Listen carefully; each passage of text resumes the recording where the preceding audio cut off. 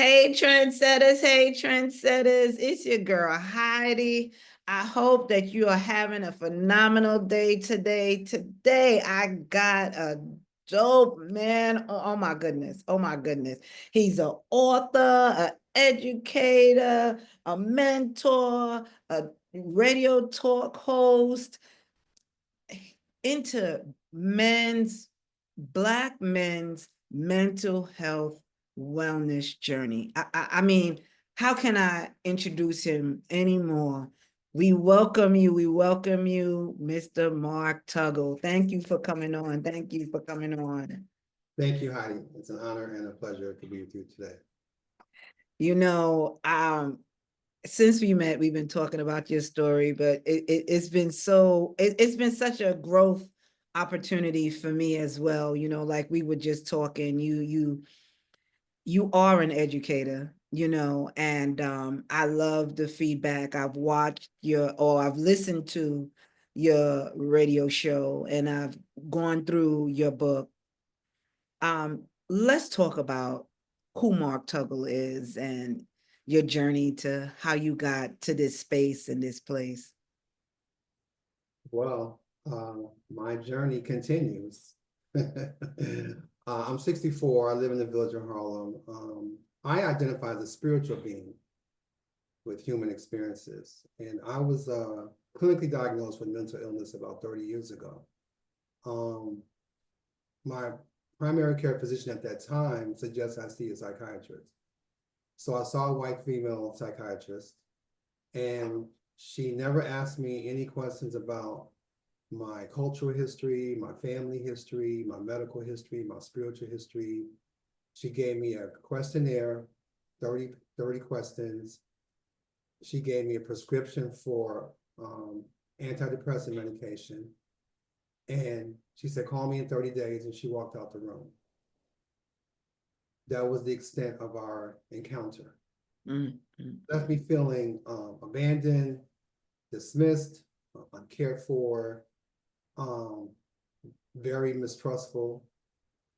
I was not ready to take medication. I didn't want to be narcotized. You know, I want to be present.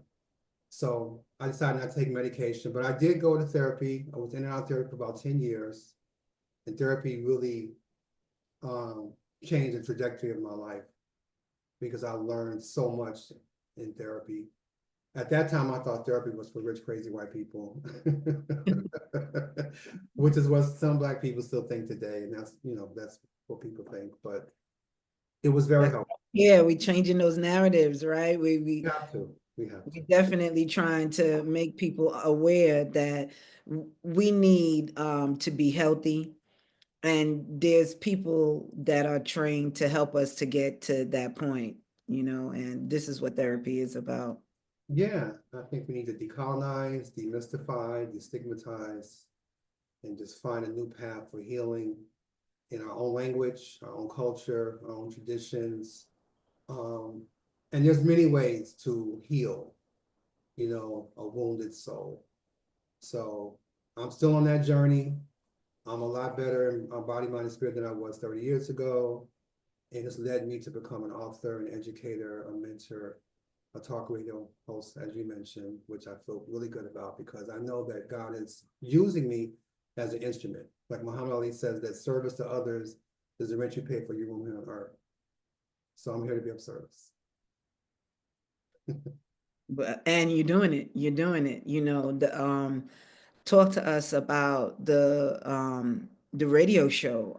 Like I said, I was really impressed. You know, this is a platform that you created for men to talk about, and it's a safe space for men to come and talk about, you know, their mental health journeys and, you know, what brought them through some adversities and trials that they've gone through and had to deal with in life. Talk to us about what brought you to that space where you thought that this would be, you know, something that you needed, something that was needed, which is needed, but, you know, something that you think that you can do. Well, Lester Kenyon is the co-host of the show. He works for FedLife Station. And he hit me up on social media about a year and a half ago, and he read my profile, and he wanted to do something around Black men and mental health. So he offered me the opportunity to have this show. He said, you can do it for 15 minutes a day. You can do it for half an hour on the weekend. You can do it for an hour every month. You can do what you want to do. But I think it's important to have a space where Black men can talk about their mental health challenges and concerns. So it's called the Mental Health Mirror with Mark. And we're on every other Saturday at 1 p.m. Eastern Standard Time on FedLife Station. And it's on Mixcloud and other streaming platforms. We have a conversation with all types of change makers who talk about mental health either personally or professionally. I've had men from the States, from Canada, South Africa, the UK, because mental health is mental health. It's just not related to one segment of society, but me self-identifying as a Black man, I wanted to have men of African descent exclusively on the show for so many reasons. And we've been doing this since January of last year. And it's another way for me to continue the process of healing, but to invite men in the spirit of community, in the spirit of unity, the spirit of purpose, the spirit of self-determination, which is Kujitajilia, the second spiritual of Kwanzaa. Because James Baldwin says that not everything that is faced can be changed, but nothing can be changed until it is faced. That resonates with my spirit. And there's so many Black men around the world who have trauma, pain, frustration, stress, conflict, unhappiness, loneliness, isolation, sadness, confusion, just a lot of stuff on the inside that they have not addressed or resolved. And I wanted to provide that space to talk about it, to give people some hope and some solutions, some tactics, so they can learn what to do, where to go, and who to talk to. You said that you seeked help originally. What brought you to that place that you knew or identified, or what happened there at that point in your life where you were referred to for mental health treatment?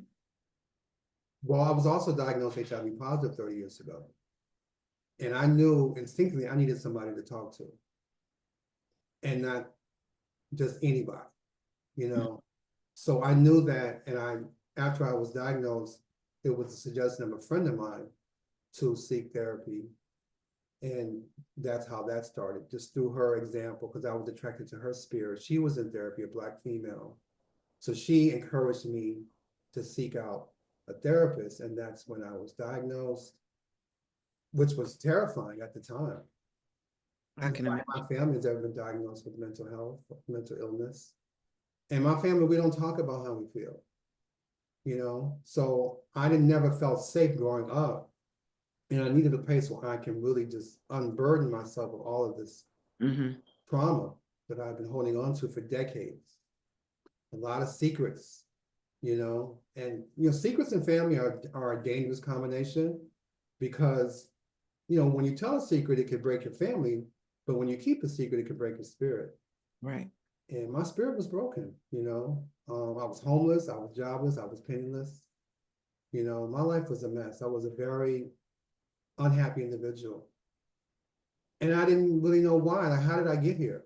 Mm. So sitting down with somebody once a week for 45 minutes helped me to start to become more aware of what was going on, what I had been harboring, what I needed to admit, let go of, invite a loving God in. So now I pray, I meditate, you know. It's been quite a journey. It's been difficult, it's been challenging, it's been painful, but ultimately it's been liberating because I have a freedom now to just be myself after spending years trying to be everybody else. That really is where we lose it, right? Where we just lose ourselves trying to appease everything, everything except for ourselves. We try so hard to fit into another mold. But, the reality is we have our own mold and we just have to figure out how to be comfortable in it, right? Um, you said that you were diagnosed with HIV. I could only imagine, on top of everything else that was going on with you, here you go, have this diagnosis, which led into um, even more of compounding. Now I have mental illness so it was like a double whammy. What was that space like for you? Well, the AIDS pandemic in the early 80s, um, when a person was diagnosed, they were told they had 6 months to live. Yes. People were dying just like with COVID, you know, and so I had that memory, pain is a memory. So that was on me, just the fear of dying in my 30s. Mm. That was so every day I was obsessed with death, like Biggie and Tupac, just for different reasons. You know, that's all I could think about. I had no hope for a brighter tomorrow, you know. But I kept praying, and God put people in my life who also live with the virus, and they would share their wisdom, and they would give me compassion, and they would give me encouragement. I went to a support group, an HIV positive support group, once a week. That was very helpful because it taught me the sense of belonging, a sense of community, a sense of equality. We held each other accountable. We would call each other on the phone. How you doing? How you feeling? What's going on? Are you taking your medication? Have you seen a doctor? Are you exercising? Is there joy in your life? So I found my tribe. I was not alone anymore because so many people live in isolation, particularly now with a digital world, you know, Post pandemic. oh my God, yeah. So it was difficult. I was scared every day until I decided to maybe I need to start living. Mm. Right. Yeah, Right. yeah. The Yana Van Zant says that what you focus on grows. So instead of focusing on dying, I started focusing on living. So I shift my focus, and the whole world opened up. Wow. Yeah. Um, let's talk about mental health and for Black men. You know, how has the culture affected our Black males? How have you seen what is a common ground with Black men as far as the culture is concerned? What is some of the um, familiar spaces within mental health that you see? Well, that's a great question. Because culture means different things to different people. Mhm. Being Black means different things to different people. And sometimes you can feel as though you're not Black enough Mm. in your own family, your own neighborhood, because someone Mhm. has decided that these are the tenets that you have to uphold. And it's unwritten, it's unspoken, but you learn very early as a child, like you said, fitting in. So today it's a lot different. More and more Black men are open and transparent and vulnerable about what's going on the inside. That's why we have podcasts, we have books, we have workshops, um, we have organizations. More and more people are seeing professionals. You have art therapy, dance therapy, hip hop therapy, yoga therapy. There's so many modalities that people are using. But then you have brothers who are like, no, I don't want to hear it. It's not for me, right? It's everyone's different. But just because you have a space like this, if there's a Black man watching now, maybe that will spark something in his spirit to say, maybe I need to talk to somebody. Right. It could be a faith-based person, it could be an uncle, it could be a coworker, it could be a neighbor, it could be themselves. Maybe they can start writing. Mhm. Mhm. Journaling is very powerful.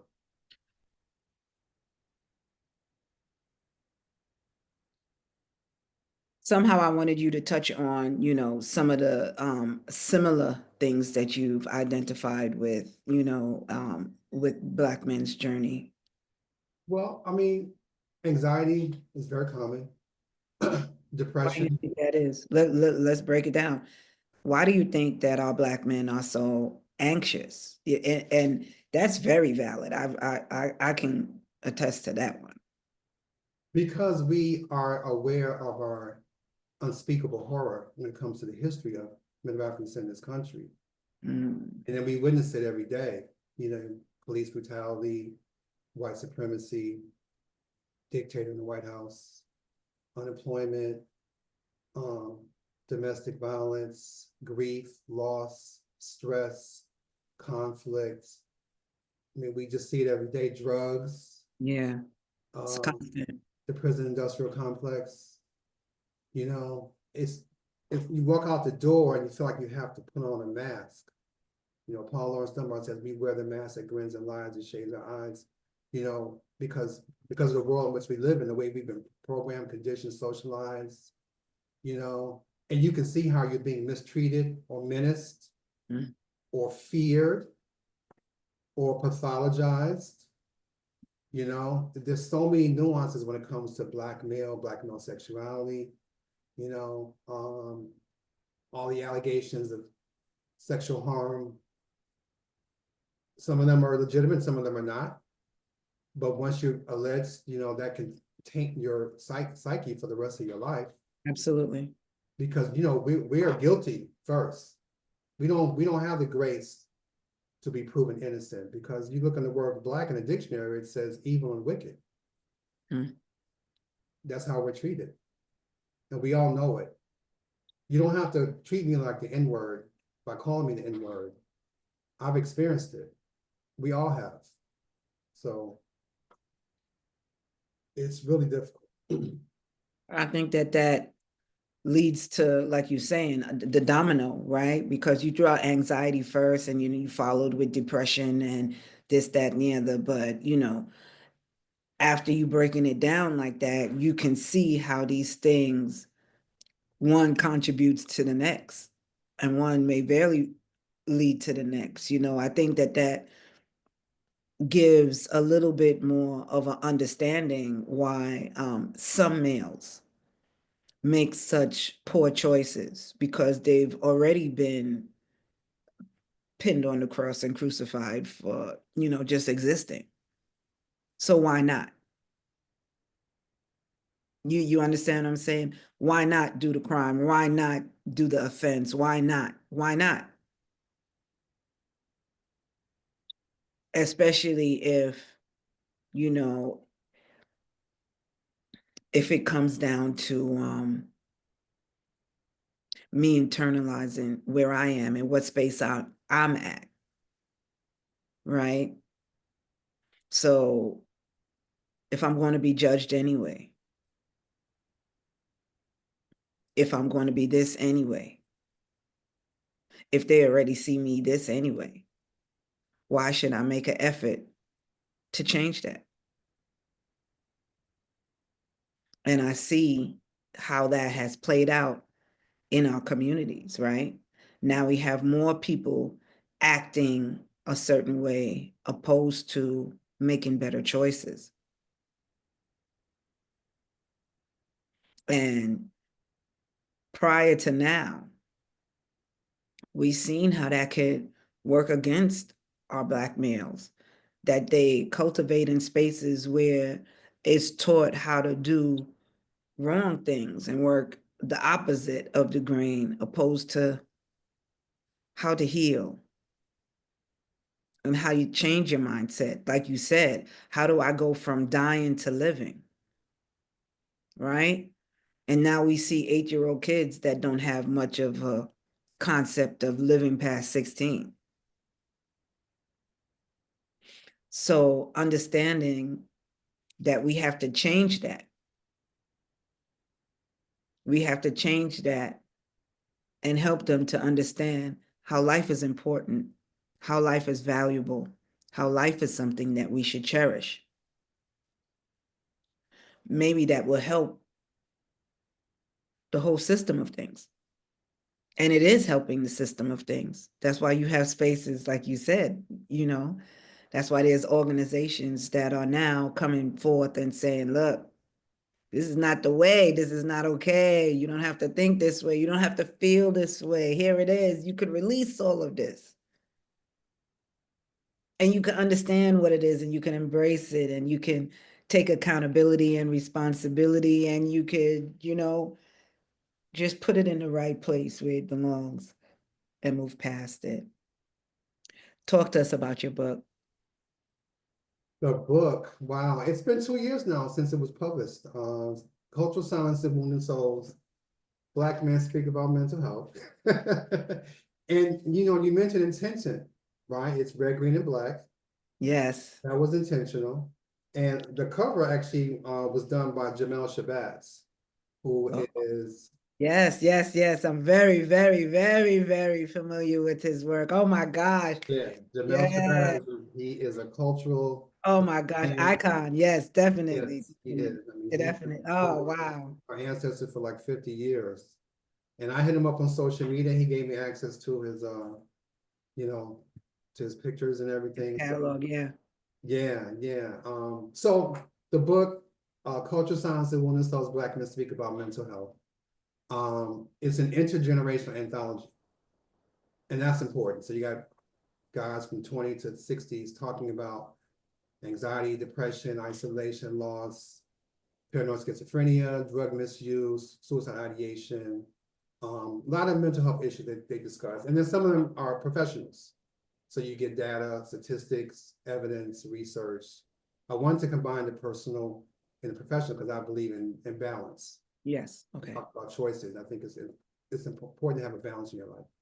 So there's 30 different men, and the book also has resources that anyone can use. So there's other books you can read, there's clinicians you can speak with, there are helplines you can call, like 988, for example, which is a lifeline crisis. It's bilingual, 24 hours a day, speak with a counselor, you can text, you can call, it's safe, it's free. There are podcasts that you can listen to, articles you can read, websites you can look at to see what services they provide. So the resources are designed to answer 3 questions. What can I do? Where can I go? And who can I talk to? Mm. Those are 3 questions I had to ask myself when my journey started. What can I do? Because sometimes that's the anxiety. I feel anxious because I don't know what to do. Right. Where do I start? And some of us don't do anything, and we continue along that irresponsible, self-destructive mode, which is part of my journey as well. Where do I go? Some of us don't have insurance. Some of us are not employed. Some of us can't afford a professional. And that's okay too. So I advocate for creating your own support group. Mm-hmm. Call 5 of your homies, meet once a month for an hour, bring some food, some water, whatever, and just chop it up. Mm-hmm. Just Mm-hmm. chop it up. Just chop it up. We talk about sports all the time, Yeah. right? We Right. talk about music. We go to the gym. We take care of our physical health, but we don't take care of our mental health and our emotional health. We've been miseducated, the miseducation of the Negro, right? So the book is super dope. I've had people who don't look like me, they love it. Mm. You know what I mean? All cultures, because mental health is on the inside. Right. And that's something that we all have to deal with. And now we're developing a language. So it's on Amazon, it's paperback and Kindle. Say the name of the book. Slow it down. You Okay, I'm wrap. sorry. I'm sorry. Yeah, that's part of my anxiety too. That's all. Cultural Silence and Wounded Souls. Black Men Speak About Mental Health. By Mark Tuggle, you guys. Mark Tuggle is the author of this book, and you can find it on Amazon. Heidi, I've never come across an anthology of Black men talking about their mental health. I'm not saying it doesn't exist, but quite often you get educators, you get data, and that's all, it's all good.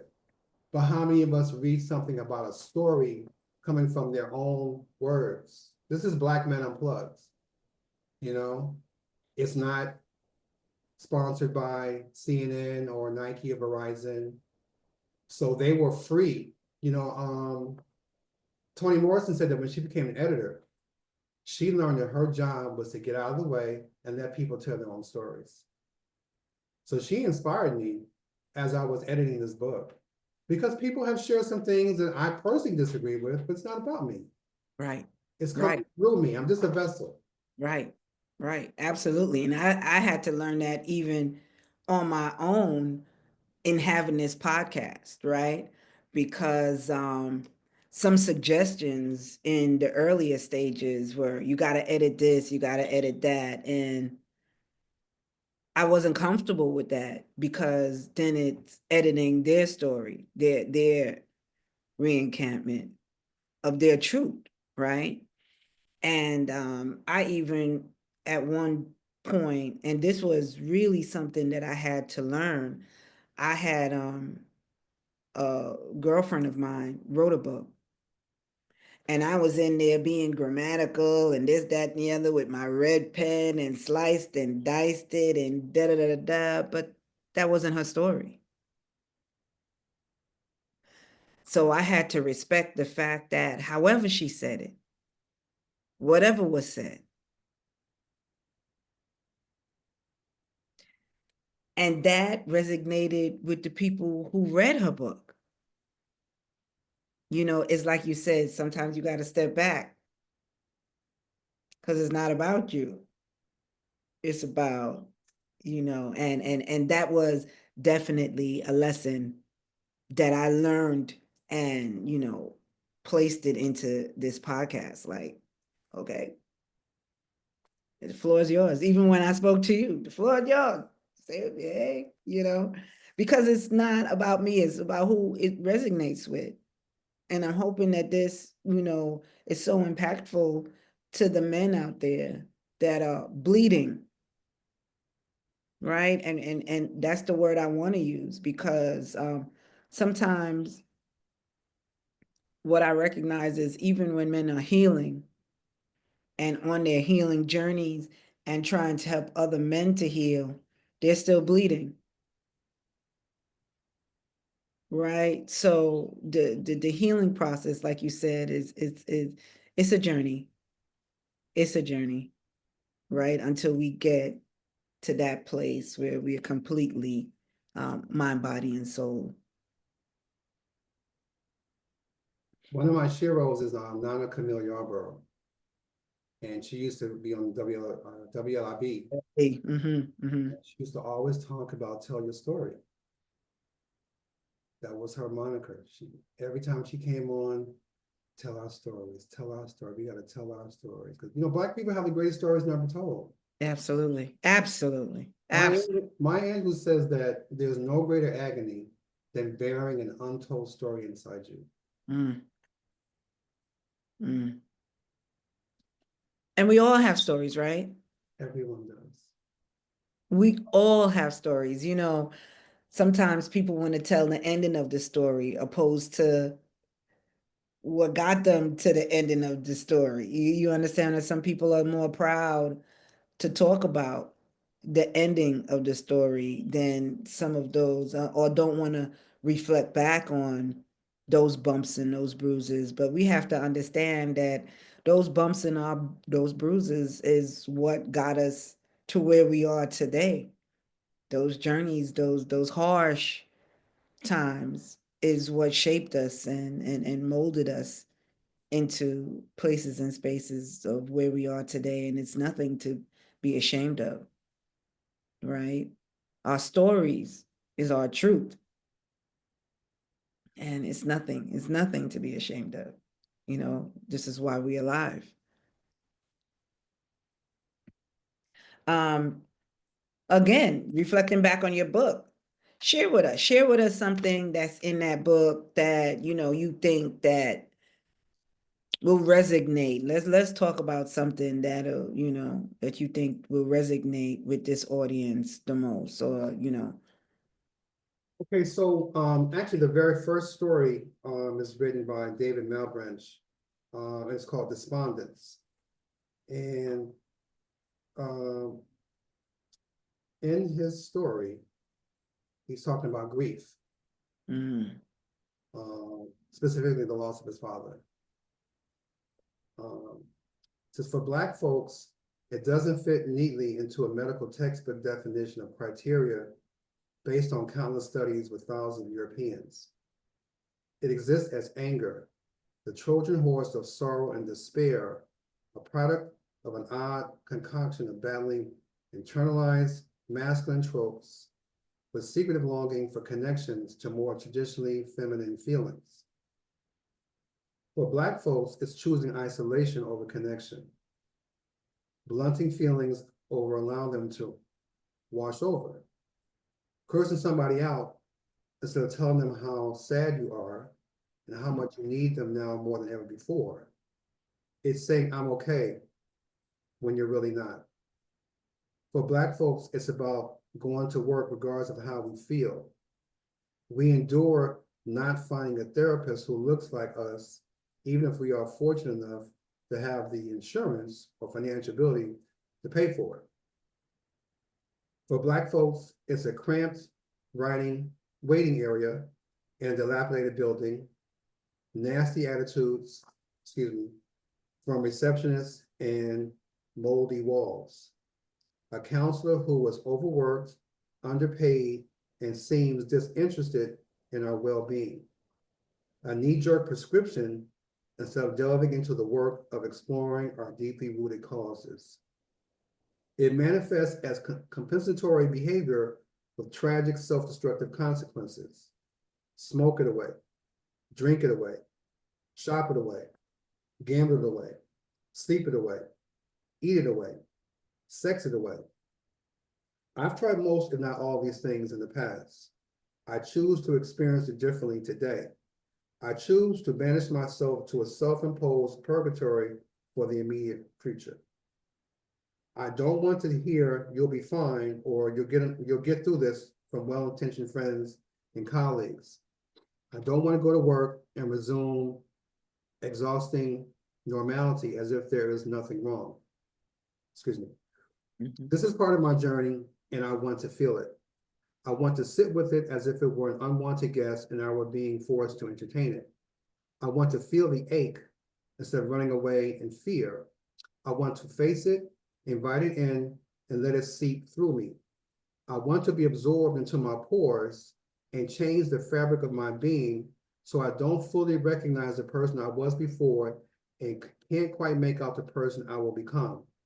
I should be present for what it is and who I am now. Mm. That's from David Milfresh. Mm. Mm. I got to sit with that. Yeah, yeah. I got to sit with that. I mean, I got to really sit with that.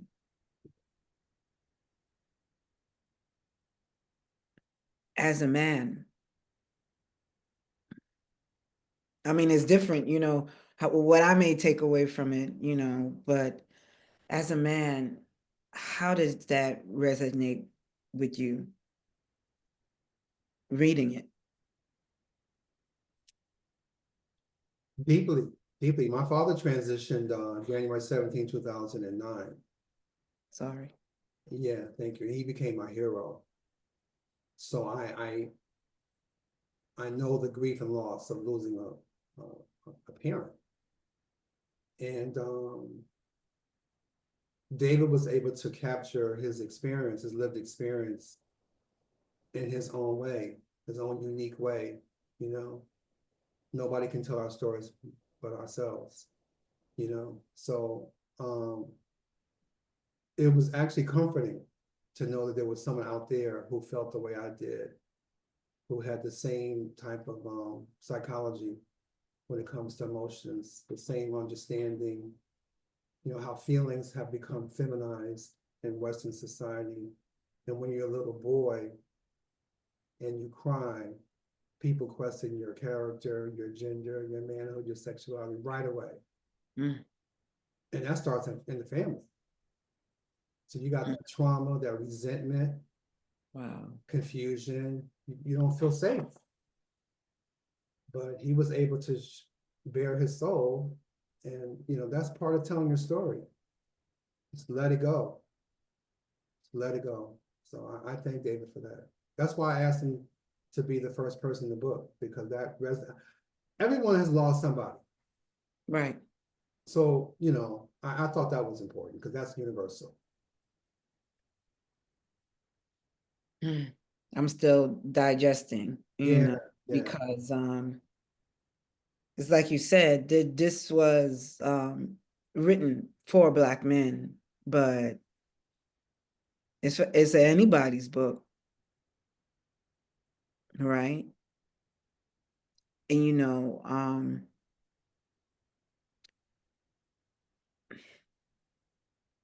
there's so many important authors. As you said, there's 30 authors in this book, Mhm. and each one touches on something else in their own journey and their own story. I know that this book is important, as far as maybe a gateway to help and healing. So many men, as you identified, don't even know where to start. I guess you putting out this book is the first step that could lead you into different things. As you said, you have so much resources, you have therapists, you have podcasts, you have this, that, and the other. There's so many different ways you try to map out as much as you can in this manuscript of mental health, Black male mental health. And I thank you for that. I really do appreciate you understanding the necessity, and maybe just like you said, if you didn't experience it that way, then you wouldn't know that it was a need. You understand? Everything is intentional, right? Everything, everything, everything. So because you had these hiccups in your process, in understanding that, nah, men shouldn't have to go through such a hard time. It really, it shouldn't be this way. Let me try to fix this. Let me try to throw my hat in the ring here and see what could be done. And I appreciate you for doing just that, doing just that. How can we how can we support you? What are some of the ways that we can support what you're doing, and talk to us about some of the things um, outside of the radio show? What are you involved with, and how can we support you? Outside of the radio show? Everything. What are you doing? What you doing? What you do? What you done? What you done? Well, I mean, I would be honored if people would get the book for themselves or as a gift Yes. to Okay. someone that they care about. It could be a client, it could be a colleague, it could be a student, it could be a neighbor, it could be a friend, a family member, you Mhm. know, regardless of their age and culture and race and identity, orientation, faith, because mental health transcends humanity. So that would be appreciated. Like I said, the book is on Amazon and it's available through paperback and through Kindle. So that would be great. I welcome anyone to tune into our show because it's live. Mhm. The next show will be this Saturday, April the 5th at 1 p.m. Eastern Standard Time. Again, And that mental health mirror with Mark. yes, the Mental Health Mirror with Mark. It's on FET Life Station, FET Life Station. And then it gets submitted to different platforms like Mixcloud every other Saturday at 1 p.m. Eastern Standard Time. We have a 1 hour conversation and we go in and it's such a joy for me to hear from so many diverse brothers because brothers are catching hell in Brooklyn and Brazil. You know what I mean? It's all over the world. We all have the same feelings, Yeah. Yeah. but you'll never know it unless you talk about it. Right. Right. That's part of the anxiety. I'm afraid to tell someone how I feel, and I'm Isolation. ashamed for being afraid. Hmm. What do you do with that energy? What do you do when you believe you don't even have a choice? Mm. So that's important. I have a website, um, www.cultural silence wounded souls. That's one word, CULTURALWOUNDED Wounded. I'm sorry. I had a moment. I had a moment. I'm 64. I had a moment. I'm helping you. I'm helping you, wounded. Okay, thank you. Thank you. I had a moment. I swear, Heidi, I'll be having some moments. No, I know, I know, I know, but Look, I know, I I'm in know. Whole Foods. I'm like, well, why am I in this aisle? I was supposed to get something. I'm standing there for 10 minutes and I don't even know why I'm in the aisle. You see, I do it all the time. I walk from one room to the next room, and like, wait a minute, let me back up and go back. Maybe I Oh can my jump out. God. What the heck I walked out the room for in the first place. I get it. So, Cultural Silence Wounded Souls.com. yeah, that's There's it. a documentary on Black men depression. There's a conversation, several conversations. There's an interview. There's music. There's poetry. There's a video. But there's a hip hop artist. His name is Farwell. He's in Minnesota. Yeah, Talked about his journey with mental health and mental illness and substance use, and because there's so many dynamics. It's just not the thinking. You mentioned choices. Choices is so powerful. yes, We make yeah, choices every day, but sometimes we may not be conscious or kind to ourselves. I need to be kind to myself. yeah, I can be mad at the world, but how am I treating myself? I had to learn how to forgive, right? Forgiveness is powerful because you yeah. cannot be free when you have hate in your heart. And sometimes that requires you forgiving yourself.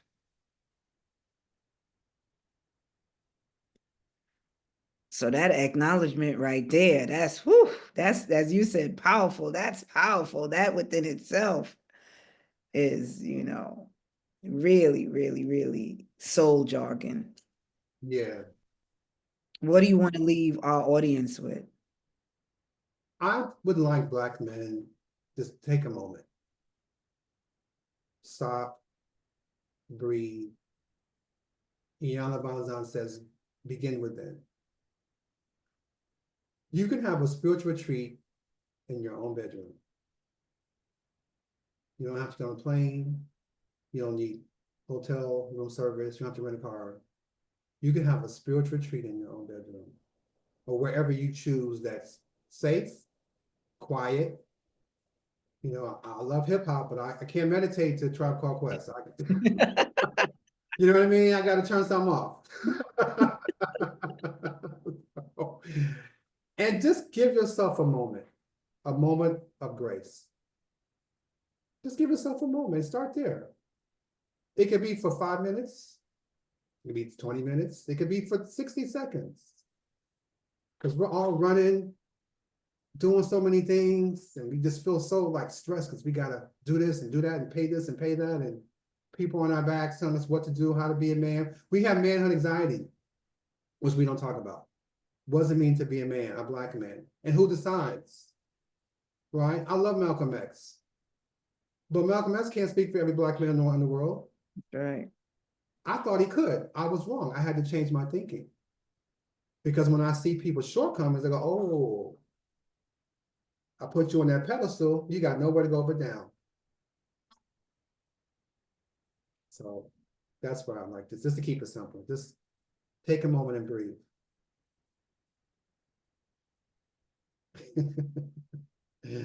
I thank you.